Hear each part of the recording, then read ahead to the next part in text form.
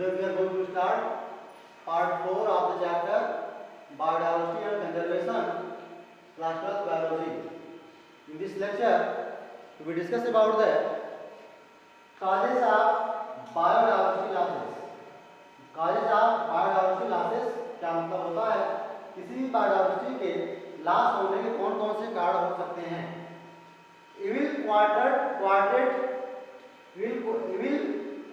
ने कहा है कि इविल क्वाड्रेट क्या इविल क्वाड्रेट क्यों यूज किया गया है कि बायोडाइवर्सिटी के 4 मेजर कॉजेज हैं. There are 4 major cause of biodiversity loss.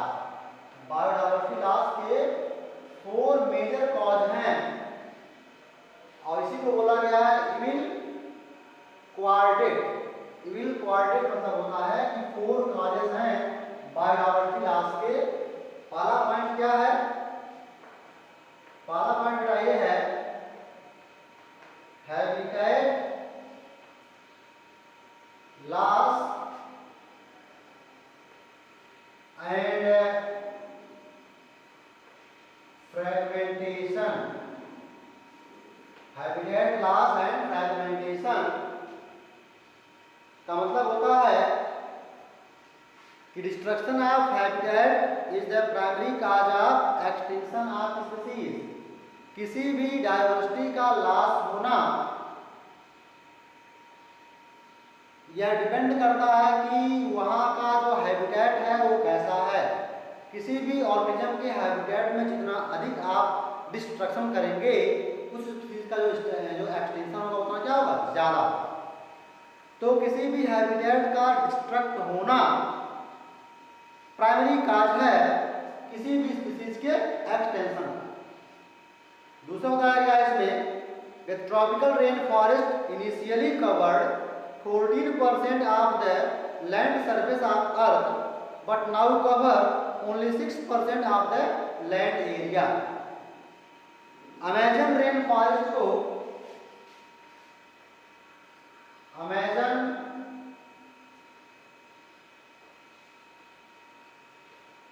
Rain forest जो होता है उसे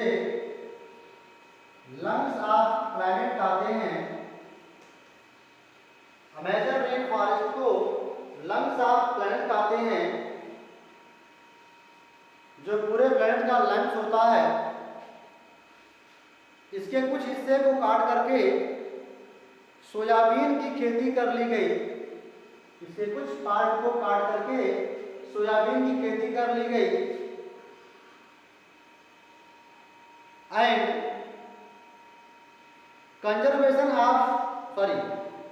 conversion into grassland for raising beef cattle. Beef cattle को ग्रेजिंग करने के लिए रेजिंग बीफ कैटल क्या मतलब हुआ कि कुछ एरिया को ग्रासलैंड में कन्वर्ट कर दिया गया फॉर रेजिंग बीफ कैटल को बढ़ाने के लिए. और दूसरा कुछ जो है इसके हिस्से को काट करके सोयाबीन के कल्टीवेशन के लिए यूज किया गया. तो हमने अमेजन रेन फॉरेस्ट को एक लेवल तक मैंने क्या किया उसको डिस्टर्ब किया for cultivation of the soybean and conservation of the beef cattle, raising of beef cattle.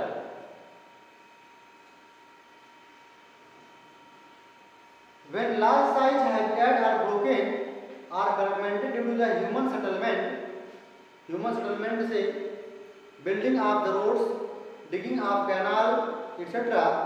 The population of animals require large territories and some animals with migratory habitat declines. अगर हमने large size में building बनाने के लिए, road बनाने के लिए, नाले बनाने के लिए किसी भी हैबिटेट का हम जो है डिस्ट्रक्शन करते हैं तो वहाँ रहने वाले जितने भी वाइल्ड एनिमल्स हैं वो क्या हो जाएंगे? एक्सटिंक्ट हो जाएंगे. इसके बाद दूसरा पॉइंट है ओवर एक्सप्लॉयटेशन.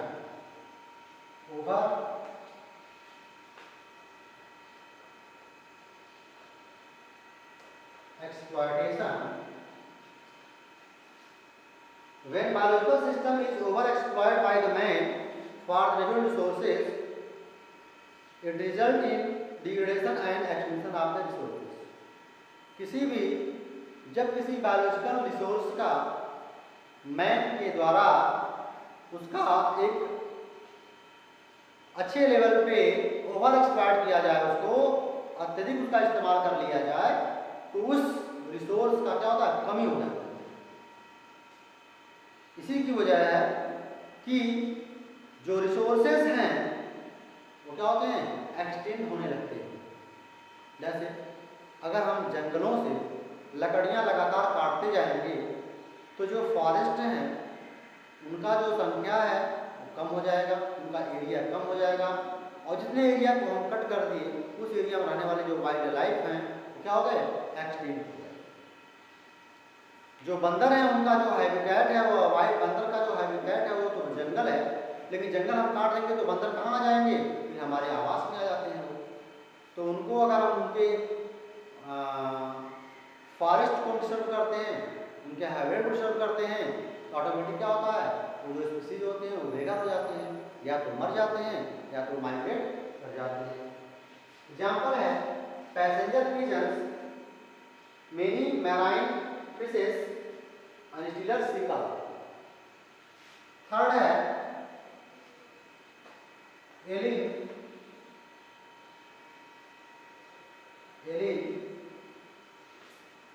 या एक्सोटिक स्पीसीज इन्वेजन्स। इसका मतलब है कि अगर किसी बाहरी स्पीसीज के आने से, एलिन या एक्सोटिक स्पीसीज इन्वेजन, किसी बाहरी स्पीसीज के इन्वेजन से, आक्रमण से यहाँ की जो नेटिव स्पीसीज हैं वो क्या हो जाए, एक्सटिंक्ट हो जाए। जैसे देखिए Nile perch, a large predator fish when introduced in Lake Victoria, ये कहाँ है, ईस्ट अफ्रीका में है, caused the extinction of ecologically unique species of sea-shelled fish in lake. Sea-shelled fish,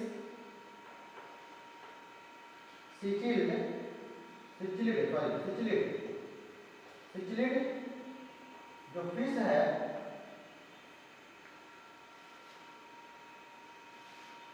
nil perch,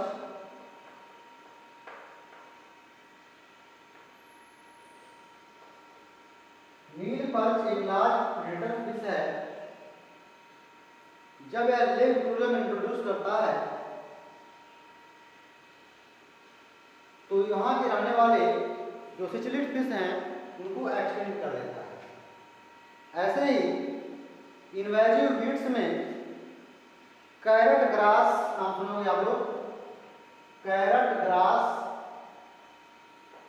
का मतलब बेटा क्या होता है, इनकी जो लीफ है वह कैरेट के लीफ की तरह होती है, इसलिए हम कैरेट ग्रास बोलते हैं। पार्थेनियम, जो पार्थेनियम प्लांट है इसे हम कैरेट ग्रास बोलते हैं। लाइंटाना का नाम सुने होंगे आप लोग, क्लास 11 में मैंने इसका हाइड्रोजन बनवाया था। लाइंटाना इंडिका नाम है इसका। और इकॉर्निया, EICCCHORNIA,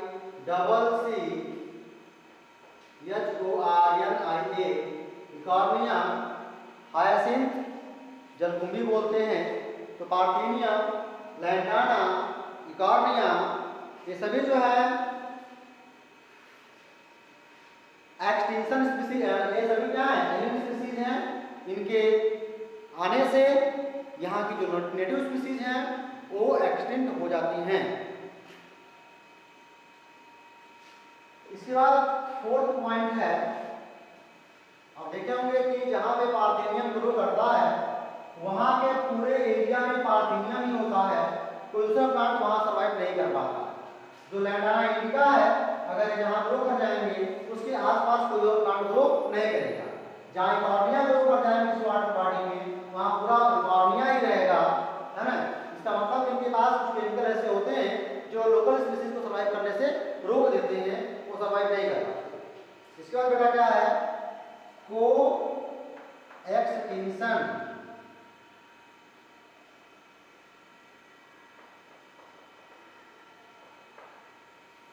को एक्सटिंक्शन इसका मतलब है साथ साथ एक्सटिंक्ट होना, साथ साथ जीना और साथ साथ मर जाना।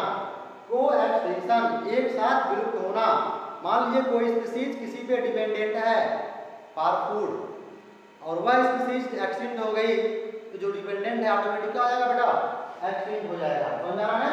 जैसे मान लीजिए इसमें एग्जांपल दिया हुआ है, if the host fish species become extinct, if the host fish species become extinct, all those parasites exclusively depend upon it will also be extinct। अगर किसी फिश से पाए जाने वाले जितने भी सर्वाइवर हैं, अगर फिश एक्सटिंक्ट हो जाती है उसके ऊपर जितने भी पैरासाइट हो क्या होंगे, एक्सटिंक्ट हो जाएंगे, है ना। तो उसी प्रकार से देखा जाए अगर एक स्पीसीज दूसरे पे डिपेंडेंट है और पहला अगर क्या हो गया जिस पे डिपेंडेंट है अगर वो जो है खत्म हो गई, एक्सटिंक्ट हो गई, तो जो डिपेंडेंट है ऑटोमेटिक क्या हो जाएगा, वो एक्सटिंक्ट हो जाएगा। इसी को बोलते हैं को एक्सटिंक्शन।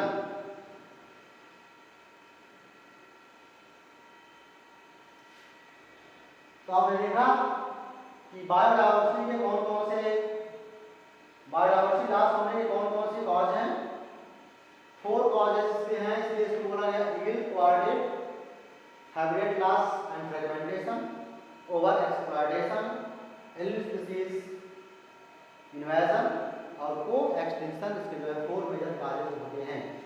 इसके बाद हम पढ़ेंगे इसमें कंजर्वेशन ऑफ बायोडायवर्सिटी। बायोडायवर्सिटी को हम कैसे कंजर्व करेंगे, conservation of bio diversity.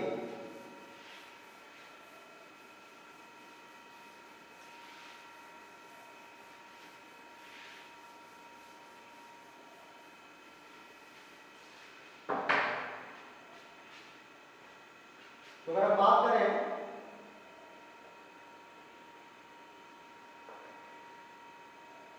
Conservation of bio diversity, तो इसको हम देखेंगे 2 तरह से बेसिकली ये होता है। एक होता है in situ conservation, in situ conservation, और दूसरा बेटा एक्स सीटू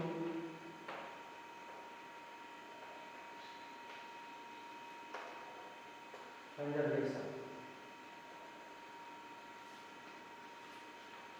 इन सीटू कंजर्वेशन में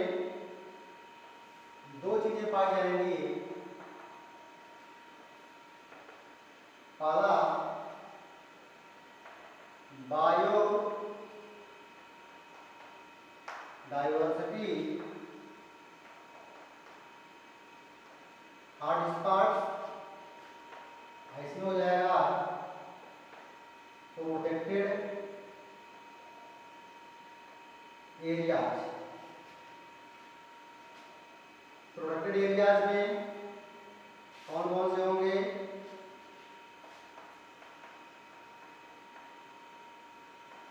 biosphere reserve, national park,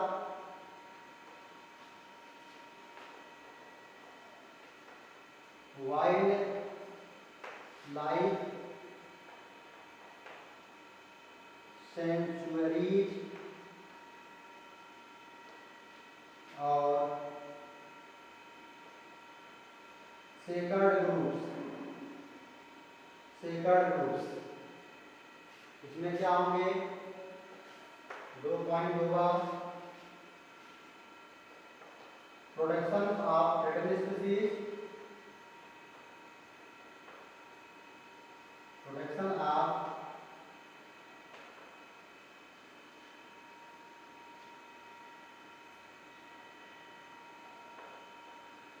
threatened species, यहाँ होगा प्रोटेक्शन ऑफ गैमीट्स।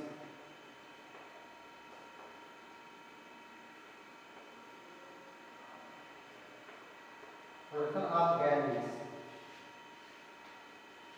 तो आपने देखा कि कंजर्वेशन ऑफ बायोडायवर्सिटी में इन सिटू कंजर्वेशन है और एक्स सिटू कंजर्वेशन है। इन सिटू कंजर्वेशन में diversity biodiversity are part of protected areas हैं। इसके जो है 4 पार्ट हैं: biosphere reserve, national park, wild life sanctuaries, sacred groups. Ex situ conservation में प्रोडक्शन ऑफ थ्रेटेंड स्पीसीज और प्रोडक्शन ऑफ गैमीट्स। जो प्रोडक्शन ऑफ थ्रेटेंड स्पीसीज हैं इसके 3 पार्ट हैं।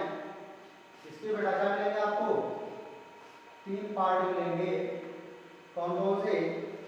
जूलॉजिकल पार्क, क्या होंगे? जूलॉजिकल पार्क, और क्या होगा? बोटेनिकल गार्डन्स, और इसमें क्या होगा? Wild life safari park, wild life safari park. इसमें जो है आपको प्रोडक्शन ऑफ गैमीट्स में क्या मिलेंगे? टिश्यू कल्चर, सीड बैंक और gene bank. Tissue culture, seed bank और जीन बैंक, इसके 3 पार्ट होंगे। कौन कौन से होगा बेटा? पहला टिश्यू कल्चर, सीड बैंक और जीन बैंक। ये जो है आपको ये हैं टिश्यू कल्चर, सीड बैंक्स और जीन बैंक्स। तो आपने इसको कैटेगराइज किया 2 पार्ट में, इन सिटू और एक्स सिटू। इन सिटू को फर्दर क्लासिफाई कैटेगराइज किया गया है। इसको हम लोग डीपली अपने लेक्चर 5th में पढ़ेंगे। इस लेक्चर में केवल इतना ही। That's all for today.